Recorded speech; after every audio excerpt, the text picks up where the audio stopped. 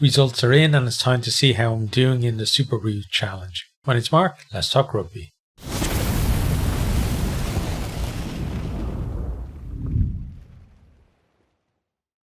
Okay, so I already recorded this video yesterday, but something with this crappy PC went haywire, and the video seems to just keep crashing my editing software when it's in there, which means that I lost all of everything that's together without. As soon as I touch that file, like open it and click something in it, it basically just turns the PC off, just crashes it.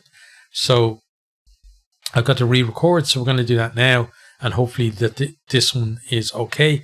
And fingers crossed. It's going to take me about a month before I can get a proper laptop, and then once we're into the knockout stages around that time, then I won't have these issues anymore. But we're just going to bear with it for now. What it does mean is that because I spent all of yesterday trying to fix it, and time this morning before I went to work, and then when I come back from work a couple of hours as well, it means that I'm going to have to drop a video for this weekend. It means stats are going to have to wait until next week. I had a good idea for the stats, but maybe with 2 rounds of data, it will work out better anyway. So I'm going to have this one. Tonight, I'm going to record this one. I'm going to record the preview of France and Uruguay. And then I'm going to record my predictions for the next round, because France Uruguay is on tomorrow. So I need to get my predictions in today. Otherwise, I will forget them tomorrow, or something will happen at work and I'll be too late or whatever. Okay, so all that's done out of the way. Let's just get on with review of how I did. So first game was France versus New Zealand, the opening game. What a great opening it was to the Rugby World Cup as well. I backed France by 9 points. So my thinking with that was, I felt that, forget the mauling that the All Blacks got by the Springboks. I just felt that this New Zealand side, there's a brittleness and a vulnerability to them that we're not used to seeing in the the character McCaw and back to the beginning of time. It seems in All Blacks teams, it seems like this team just have something about them that even when they're playing well, if something goes against them, then they can be beaten. And I felt like France were going to be able to do that now. So I backed France by 9 for a specific reason, and it was that I felt that New Zealand would be within a score in the last kind of, coming up towards the end, and they would be desperately trying to get that score, whether it was converted try or, a penalty right at the death. And then what would happen is France would turn the ball over and do the very French thing of running the length of the pitch and scoring the try to seal it, which would bring them out then from, let's say, 2 or 3 points up to somewhere around 9 points. So that was my thinking on it. It didn't happen, but that's where I come up with the 9-point margin. So I obviously got this one right. So starting off, I went 1 for 1. So that's pretty good. And, only 36% of people went for France. 64% of people thought that New Zealand going to win that one. So I think that was a fairly good prediction on that one. On to the next one then. It was Italy 58, Namibia 8. So I had Italy by 24 points. I felt that, Namibia would maybe score early and kind of tie Italy up a bit, and then Italy would pull away in the end and get to about 24 points. So thinking that Namibia would get somewhere maybe in the teens and, kind of high teens maybe, and Italy would be somewhere in the kind of high 30s, low 40s. So about a 24-point margin. That's why I went for that. So, I got the winner right on this one, but 96% of people predicted Italy. So, it's no great shakes getting that. And the margin was off. So it was an okay prediction. Nothing amazing, but it meant it was 2 from 2. Then Next then we had Ireland versus Romania. So I've talked about, ad nauseum about the fact that I was worried about Ireland having picked a strong side, because generally when we do that in the Rugby World Cup against a minnow team, we struggle to impose ourselves because players are looking towards, whatever they say about, taking one game at a time. They've in the past, they look to the next game or the bigger games, and they're looking to, not get injured and stuff like that. But this one, this team seemed to be a different breed and just absolutely out there. Fair play to Romania though for getting the score early on. The way I felt the game was going to go was Romania would score early on. Ireland then, would get a little bit ahead, but it'd be a little bit tight towards half time. In the second half, then Ireland would begin to pull away. And then towards the end, then as it got a bit looser, Romania might get a score or two. And therefore, I was thinking about 35-point margin, but Ireland went way beyond that. So I got the winner right, nowhere near the margin. So again, it's an okay, not a great prediction, but an okay prediction. But still, it was 3 from 3. So next, then we had Australia 35, Georgia 15. So I went by Australia by 13. So, I wasn't sure about Australia, whether, they hadn't shown anything in the games leading up to this to say that, they would absolutely destroy Georgia. But I have to say, they did destroy Georgia in the scrum. And that was one thing that, if you've watched my videos, I was talking about the fact that Australia have developed a really good scrum.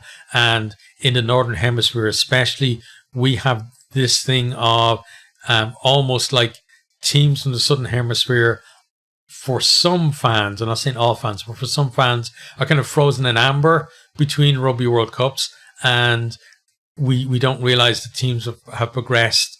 And, the whole idea of Australia having a bad scrum is like, 3 or 4 Rugby World Cups ago. They've worked on it, through those, and they now got one of the best scrums in the competition, I think. But yeah, I thought that, Georgia would give them a slightly better game, but Australia would have enough to just pull away towards the end, hence a 13-point margin. 98% of people backed Australia to win this one, as did I. So again, no great shakes on picking them as the winner, and the margin was off by about 7 points. So again, an okay prediction, not great. Next then was England 27, Argentina 10. So I picked England by 7, thinking that, my reasoning for this was, first of all, England, they have been absolutely dire through the Six Nations and through the warm-ups, but they were showing some signs of improvement, even if it was just going from really terrible to just terrible. They were still improving in certain areas. And Argentina have been just hugely inconsistent. They remind me of the Ireland, in the days of the likes of the Claw and Keith Wood and those kind of guys were, decent players, but they would almost have to lose a game to begin, get the motivation to produce a performance. They almost lived on the kind of adversity of being written off because of their poor performance beforehand. And that's the way this Argentina team is, I feel. They're very inconsistent. They find it hard to put decent performances back to back to back the way you need to do in a Rugby World Cup. And I'm kind of a little bit fearful of them in terms of getting out of the pool because of that. But because they do have that same thing of bad performance and then good performance, they probably play well next time out. But, the margin was 17 points, so I was 10 points out on it, which, I'm not going to say it was close, but it was closer than some of the other ones. And only 38% of people went for England, 61% for Argentina. So I was on the right side of that. So I think it was slightly more than okay prediction, maybe a good prediction there, to pick a winner against the odds, as it were. Next then we had Japan 42, Chile 12. So I went for Japan by 20 points because I felt that Japan, they've been poor, since the last World Cup. Part of that is due to COVID. Part of that is due to the way that, World Rugby and the wider rugby world have treated them as, supposedly a tier 1 nation. I still don't get how you can be a tier 1 nation and not be in either one of the 2 tier 1 competitions in the world. It doesn't make sense to me. But I felt that Japan, wouldn't have that ability that they had previously, and therefore it would be a closer margin against Chile. And I felt that Chile, because of their debut, that they would be up for it. They would start well. They would get a couple of tries and maybe get a try as well towards the end. So I got the good start for Chile, but Japan were able to stretch out a bit further than I thought. So 30-point margin for them. I thought 20, and 96% of people went for Japan. So, an okay prediction. And at this stage, then it was, we're at 6, right? No, it's more than that. 1, 2, 3, 5. Yeah, 6, right? Yeah. So I went 6 from 6 to this point. So I was feeling pretty good about, my predictions at that stage, but most of them, as you can see, most people were predicting the same things anyway. Next time in South Africa 18, Scotland 3. So I'm in South Africa by 5, thinking that, I kind of got South Africa's performance right, I think, in the way I was thinking of my prediction, that it would be a low-scoring game, and South Africa would build up a lead. I thought Scotland would have some sort of comeback, but South Africa would have enough to hold on in the end and win by about, a score. So that's why I went for 5 points. So I didn't get the Scotland coming back thing right, because that South Africa performance, it was on that scary level of good where, it's only a 15-point margin, but you felt like they could always keep Scotland at arm's length. You could play that game on to the end of eternity, and they would still keep Scotland at arm's length and just, slowly stretch away. It reminded me of Ireland versus New Zealand in the November International, the one where Stockdale chips the ball over and collects it and goes on to score. I think that was like, what was it, 16-9 or something? So, it was even closer than this one. But at the same thing, like, New Zealand were going for the try at the end to try and get the draw, and you just felt like they're not going to get it. Ireland are just too much in control, and normally, because we saw the draw, that kind of or no, it wasn't the draw, the one where they retook the kick to actually win it at the death, for the perfect year as well.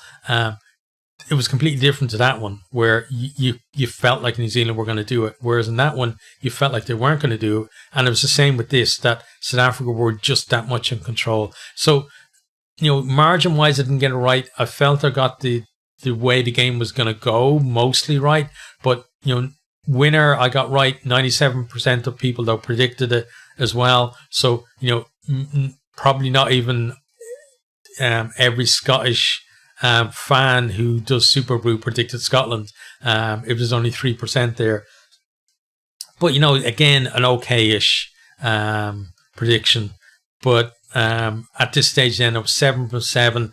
I was in, I'm in different categories, I guess you would call it. So I was in kind of the top 5% or so of Leinster fans, Ireland fans, and URC, because I do URC Superbru as well. And I'll probably do something like this for the new season as well in that.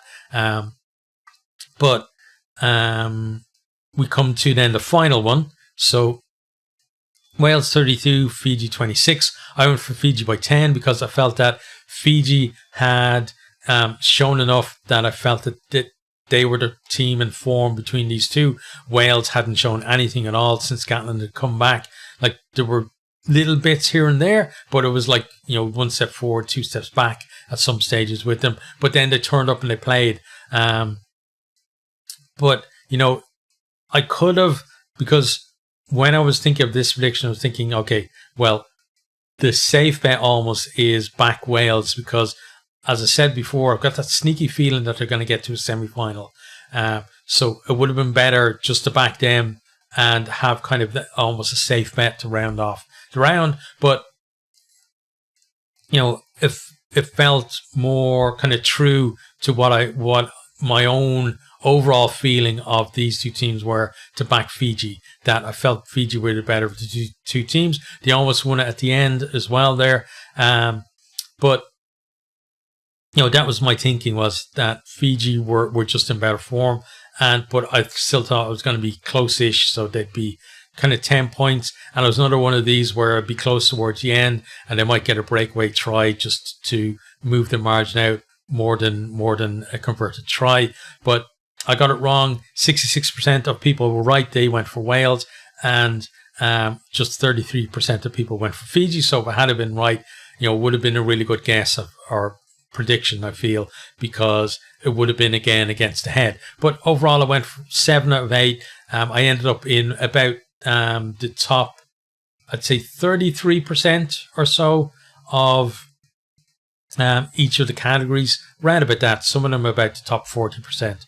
So not too bad. As the World Cup goes on, I'm probably going to drop down, I would imagine, in those categories. But the link for our pool, there's just one person who's joined the pool, so I'm not going to show you the pool yet because it's just me and one other person. But hopefully some of you guys will join in and we'll have some fun and we'll get a few more people in there. I'd really appreciate if you could do that. So I'll put the link in the description for you to click on. And as I said, right as soon as I stop talking, I'm going to do the French Uruguay preview, and then I'm going to do my predictions for the next round of games as well. So if you want to jump in on this, again, click on that link and I'll see you guys in the next video.